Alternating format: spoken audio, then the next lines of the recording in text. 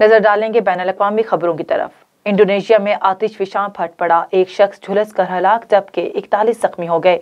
जावा जजीरे में उबलने वाले लावे के साथ राख और धुएं का बादल भी बुलंद हुआ। रेस्क्यू टीम्स ने इलाका खाली करवाकर लोगों को खैमा बस्ती में मुंतकिल कर दिया। धुएं के बायस इमदादी सरगर्मियां मुतासिर हुई। गैर मुल्की मीडिया के मुताबिक इंडोनेशिया में 130 के करीब फाल आतिशफिशां मौजूद हैं। 2018 के आखिर में जावा और सुमात्रा जजायर के दरमियान आबनाई में एक आतिशफिशां फट पड़ा, जिससे पानी के अंदर लैंडस्लाइडिंग और सुनामी ने 400 से ज्यादा अफराद को हलाक कर दिया था।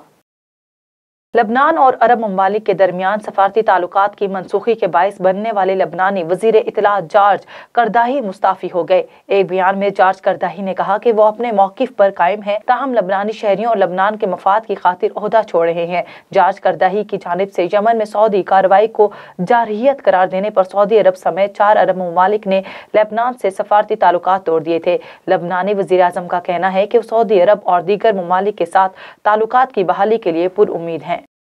सियालकोट में मुश्तिल हजूम के हाथों कत्ल होने वाले फैक्ट्री मैनेजर के वाक़े पर श्रीलंकन वजीर आज़म महिंदा राजापाक्से का रद्द अमल भी सामने आ गया है। श्रीलंकन वजीर आज़म महिंदा राजापाक्से ने भी सोशल मीडिया पर इस हवाले से बयान जारी किया है, जिसमें उनका कहना था कि पाकिस्तान में शिद्दत पसंद हजूम के हाथों प्रियानाथा के बेईमाना और सफाकाना कातिल को देखकर हैरत हुई। श्रीलंकन वजीर आज़म ने लिखा कि मेरा दिल कत्ल होने वाले फैक्ट्री मैनेजर की अहलिया और बच्चों के लिए दुखी है। उन्होंने मजीद कहा कि श्रीलंका और यहाँ के अवाम को उम्मीद है कि वजीर आज़म पाकिस्तान इमरान खान अपना वादा पूरा करते हुए वाक़े में मुलव्विस तमाम अफराद को इंसाफ के कटहरे में लाएंगे। याद रहे कि गुज़श्ता रोज़ सियालकोट में मुश्तिल हजूम ने तौहीन रसालत सल्लल्लाहु अलैहि वसल्लम के इल्ज़ाम में गैर मुल्की फैक्ट्री मैनेजर को कत्ल करने के बाद उसकी लाश को आग लगा दी थी, जिसका वजीर आज़म इमरान खान ने नोटिस लेते हुए मुल्ज़िमान को सख्त सज़ा दिलवाने का ऐलान किया था।